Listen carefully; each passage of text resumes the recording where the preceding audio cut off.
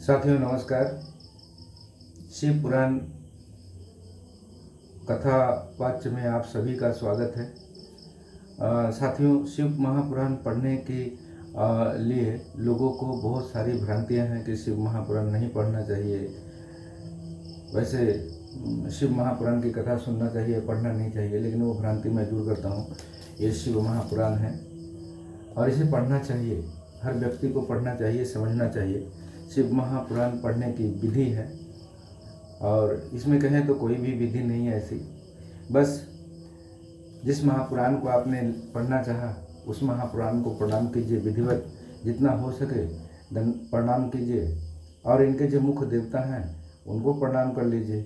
शिव महापुराण के मुख्य देवता श्री शिव भगवान हैं, उनको प्रणाम कीजिए।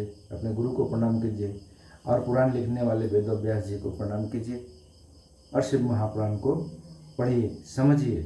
पढ़ना चाहिए। इसमें बहुत सारे जीवन की जीने का कला सिखाया गया है। जीवन कैसे जीना चाहिए, जीवन में कैसे परेशानियां आती हैं और उस परेशानियां से मुझे कैसे निपटना है। तो चलिए, मैं देर ना करते हुए शिव महापुराण की महिमा को मैं आज मंडित करता हूं और अगले एपिसोड में मैं शिव महापुराण की सारी संहिताओं को मैं आपको सुनाऊंगा। नमः शिवाय, नमः शिवाय, नमः शिवाय। तमेव माता च पिता तमेव, तमेव बन्धो च सखा तमेव, तमेव विद्या द्रविणं तमेव, तमेव सर्वमं देव देव। नमः शिवाय, नमः शिवाय, नमः शिवाय, नमः शिवाय, नमः शिवाय, नमः शिवाय, नमः शिवाय, नमः शिवाय, नमः शिवाय, नमः शिवाय, नमः शिवाय, नमः शिवाय, नमः शिवाय, नमः शिवाय, नमः शिवाय, नमः शिवाय, नमः शिवाय, नमः शिवाय, नमः शिवाय। श्री शिव महापुराण महात्म्य। धर्म प्रेमी बंधुगण, सबको मेरा प्रणाम। भगवान शिव की कथा सुनने के लिए उनकी इच्छा नहीं, भगवान शिव की दया होनी बहुत जरूरी है। जो शिव महापुराण की कथा सुने या पढ़े उसमें अपनी इच्छा नहीं होती है, वो स्वयं शिव की इच्छा होती है। जिस पर शिव की दया हो जाए वही व्यक्ति शिव महापुराण की कथा को श्रवण कर सकता है।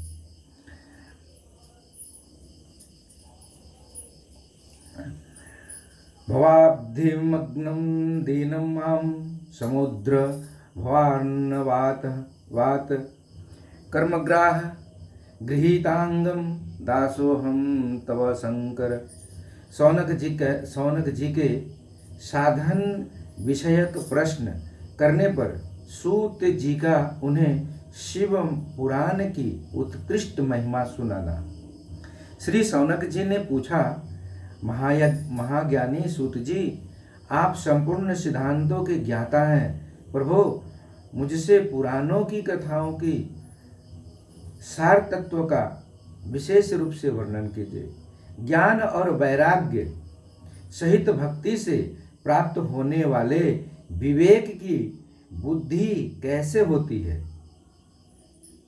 तथा साधु पुरुष किस प्रकार अपने काम, क्रोध आदि मानसिक विकारों का निवारण करते हैं। इस घोर कली काल में जीव प्रायः आसुर स्वभाव के हो गए हैं। उस जीव समुदाय को शुद्ध दैवी संपत्ति से युक्त बनाने के लिए सर्वश्रेष्ठ उपाय क्या है? आप इस समय मुझे ऐसा कोई शाश्वत साधन बताइए जो कल्याणकारी वस्तुओं में भी सबसे उत्कृष्ट एवं परम मंगलकारी हो तथा पवित्र करने वाले उपायों में भी सर्वोत्तम पवित्र कारक उपाय हो, तात वह साधन ऐसा हो जिसके अनुष्ठान से शीघ्र ही अंतःकरण की विशेष शुद्धि हो जाए तथा उससे निर्मल चित्त वाले पुरुष को सदा के लिए शिव की प्राप्ति हो जाए।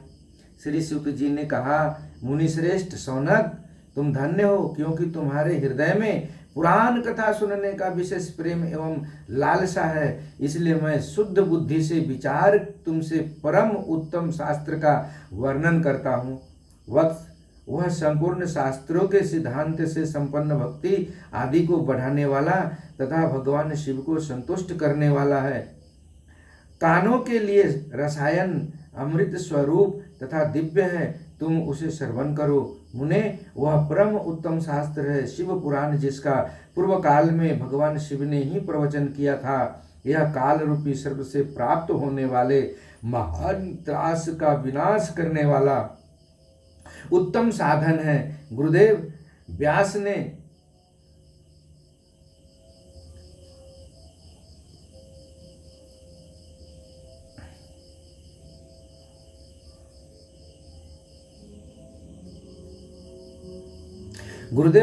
ने सनत कुमार मुनि का उपदेश पाकर बड़े आदर से संक्षेप में ही इस पुराण का प्रतिपादन किया है। इस पुराण के प्रणयन का उद्देश्य है कलि युग में उत्पन्न होने वाले मनुष्य के परम हित का साधन। यह शिव पुराण परम उत्तम शास्त्र है। इसे इस भूतल पर भगवान शिव का वाणमय स्वरूप समझना चाहिए और सब प्रकार से इसका सेवन करना चाहिए। इसका पाठन और श्रवण सर्व साधन स्वरूप है। इससे शिव भक्ति पाकर श्रेष्ठतम स्थिति में पहुंचा हुआ मनुष्य शीघ्र ही शिव पद को प्राप्त कर लेता है। इसलिए संपूर्ण यत्न करके मनुष्यों ने इस पुराण को पढ़ने की इच्छा की है अथवा इसके अध्ययन को अभिष्ट साधन माना है। इसी तरह इसका प्रेम पूर्वक श्रवण भी संपूर्ण मनोवांछित फल को देने वाला है। भगवान शिव के इस पुराण को सुनने से मनुष्य सब पापों से मुक्त हो जाता है तथा इस जीवन में बड़े बड़े उत्कृष्ट भोगों का उपभोग करके अंत में शिवलोक को प्राप्त कर लेता है। यह शिव पुराण नामक ग्रंथ 24,000 श्लोकों से युक्त है। इसकी 7 संहिताएं हैं। मनुष्य को चाहिए कि वह भक्ति ज्ञान और वैराग्य से संपन्न हो, बड़े आदर से इसका श्रवण करें। 7 संहिताओं से युक्त यह दिव्य शिव पुराण पर ब्रह्मा परमात्मा के सम्मान विराजमान है और सबसे उत्कृष्ट गति प्रदान करने वाला है। जो निरंतर अनुसंधान पूर्वक इस शिव पुराण को वांचता है अथवा नित्य प्रेम पूर्वक इसका पाठ मात्र करता है, वह पुण्य आत्मा है, इसमें संशय नहीं है। जो उत्तम बुद्धि वाला पुरुष अंत काल में भक्ति पूर्वक इस पुराण को सुनता है, उस पर अत्यंत प्रसन्न हुए भगवान महेश्वर उसे अपना पद धाम प्रदान करते हैं। जो प्रतिदिन आदर पूर्वक इस शिव पुराण का पूजन करता है, वह इस संसार में संपूर्ण भोगों को भोग कर अंत में भगवान शिव के पद को प्राप्त कर लेता है। जो प्रतिदिन आलस्य रहित हो रेशमी वस्त्र आदि के वेष्टन से इस शिव पुराण का सत्कार करता है, वह सदा सुखी होता है। यह शिव पुराण निर्मल तथा भगवान शिव का सर्वस्व है। जो इहलोक और परलोक में भी सुख चाहता है हो, उसे आदर के साथ प्रयत्न पूर्वक इसका सेवन करना चाहिए। यह निर्मल एवं उत्तम शिव पुराण धर्म अर्थ काम और मोक्ष रूप चारों पुरुषार्थों को देने वाला है। अतः सदा प्रेम पूर्वक इसका श्रवण एवं विशेष पाठ करना चाहिए। शिव पुराण के श्रवण से देवराज को शिवलोक की प्राप्ति तथा चंचुला का पाप से भय एवं संसार से वैराग्य। श्री सौनक जी ने कहा, महाभाग सुत जी, आप धन्य हैं, परमार्थ तत्व के ज्ञाता हैं। आपने कृपा करके हम लोगों को यह बड़ी अद्भुत एवं दिव्य कथा सुनाई है। भूतल पर इस कथा के समान कल्याण का सर्वश्रेष्ठ साधन दूसरा कोई नहीं है। यह बात हमने आज आपकी कृपा से निश्चय पूर्वक समझ ली। सूत जी, कलयुग में इस कथा के द्वारा कौन कौन से पापी शुद्ध होते हैं, उन्हें कृपा पूर्वक बताइए और इस जगत को कृतार्थ कीजिए। सूत जी बोले, मुने, जो मनुष्य पापी, दुराचारी, खल तथा काम क्रोध आदि में निरंतर डूबे रहने वाले हैं, वे भी इस पुराण के श्रवण पठन से अवश्य ही शुद्ध हो जाते हैं। इसी विषय में जानकर मुनि इस प्राचीन इतिहास का उदाहरण दिया करते हैं, जिसके श्रवण मात्र से पापों का पूर्णतया नाश हो जाता है। पहले की बात है कि कहीं किरातों के नगर में एक ब्राह्मण रहता था, जो ज्ञान में अत्यंत दुर्बल, दरिद्र, रस बेचने वाला तथा वैदिक धर्म से विमुख था। वह स्नान, संध्या आदि कर्मों से भ्रष्ट हो गया था और वैश्यवृत्ति में तत्पर रहता था। उसका नाम था देवराज। वह अपने ऊपर विश्वास करने वाले लोगों को ठगा करता था। उसने ब्राह्मणों, क्षत्रियों, वैश्यों, शूद्रों तथा दूसरों को भी अनेक बहानों से मारकर उनका धन हड़प लिया था, परंतु उस पापी का थोड़ा सा भी धन कभी धर्म के काम में नहीं लगा था। वह वैश्यागामी तथा सब प्रकार से आचार भ्रष्ट था। एक दिन घूमता घामता वह दबे योग से प्रतिष्ठानपुर झूसी प्रयाग में जा पहुंचा। वहां उसने एक शिवालय देखा, जहां बहुत से साधु महात्मा एकत्र हुए थे। देवराज उस शिवालय में ठहर गया, किंतु वहां उस ब्राह्मण को ज्वर आ गया। उस ज्वर से उसको बड़ी पीड़ा होने लगी। वहां एक ब्राह्मण देवता शिव पुराण की कथा सुना रहे थे। ज्वर में पड़ा हुआ देवराज ब्राह्मण के मुखार बिंद से निकली हुई उस शिव कथा को निरंतर सुनता रहा। एक मास के बाद वह ज्वर से अत्यंत पीड़ित होकर चल बसा। यमराज के दूत आए और उसे पासों से बांधकर बलपूर्वक यमपुरी में ले गए। इतने में ही शिवलोक से भगवान शिव के पार्षदगण आ गए। उनके गौर अंग कर्पूर समान उज्जवल थे, हाथ त्रिशूल से सुशोभित हो रहे थे। उनके संपूर्ण अंग भस्म से उद्भासित थे और रुद्राक्ष की मालाएं उनके शरीर की शोभा बढ़ा रही थी।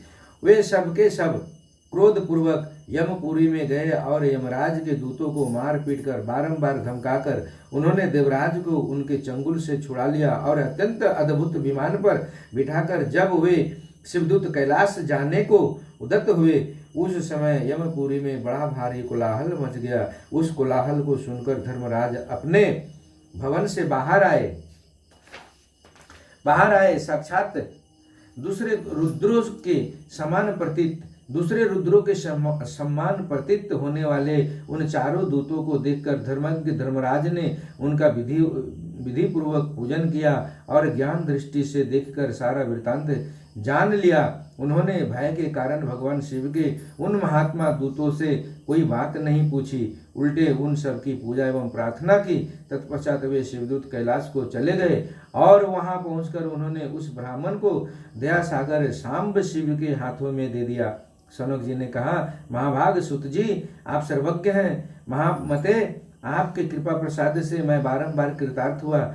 इस इतिहास को सुनकर मेरा मन अत्यंत आनंद में निमग्न हो गया रहा है। अतः अब भगवान शिव में प्रेम बढ़ाने वाली शिव संबंधनी दूसरी कथा को भी कहिए। श्री सूत जी बोले, सौनक सुनो, मैं तुम्हारे मन सामने गोपनीय कथा वस्तु का भी वर्णन करूंगा, क्योंकि तुम शिव भक्तों में अग्रगण्य तथा देवताओं में श्रेष्ठ हो। समुद्र के निकटवर्ती प्रदेश में एक वास्कल नामक ग्राम है, जहाँ वैदिक धर्म से विमुख महापापी दिज्य निवास करते हैं। वे सबके सब बड़े दुष्ट हैं। उनका मन दूषित विषय भोगों में ही लगा रहता है। वे न देवताओं पर विश्वास करते हैं, न भाग्य पर। वे सभी कुटिल वृत्ति वाले हैं, किसानी करते और भांति भांति के घातक अस्त्र शस्त्र रखते हैं।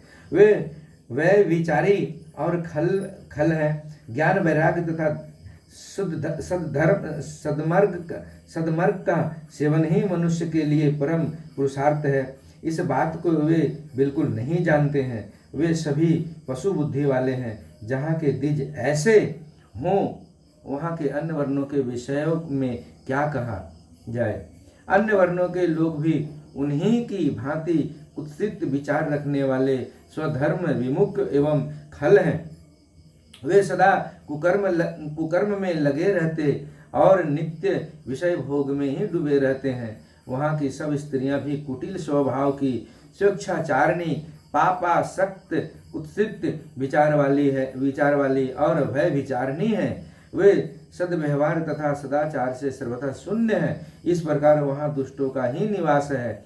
उस वास्कल नामक ग्राम में किसी समय एक बिंदुक नामधारी ब्राह्मण रहता था। वह बड़ा अधम था, दुरात्मा और महापापी था। यद्यपि उसकी स्त्री बड़ी सुंदरी थी तो भी वह कुमार्ग पर भी ही चलता था।